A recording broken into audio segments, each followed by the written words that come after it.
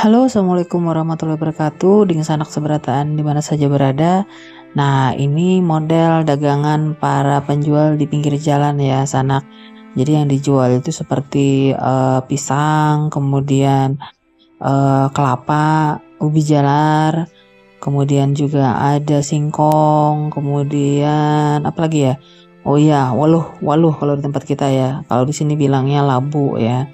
Nah, ini biasanya dijual di pinggir jalan seperti ini ya. Bahkan kadang-kadang juga ada biasanya tuh gula merah. Nah, jadi kalau musim bulan puasa biasanya dagangan yang dijual juga berganti menjadi timun suri atau kalau di tempat kita disebut bilongka masak ya.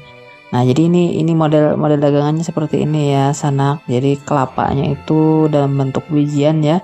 Kemudian dalam bentuk segaran ya, beda dengan di tempat kita. Di tempat kita biasanya kelapa itu identik dengan warung yang menyediakan sirupnya juga.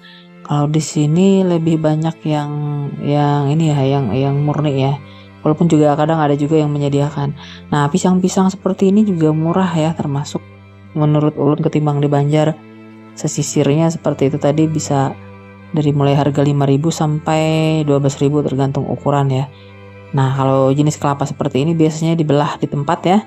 Minta dibukain di tempat, kemudian dibungkus bisa dibawa pulang atau kita mau bawa langsung dengan gelundungannya seperti ini.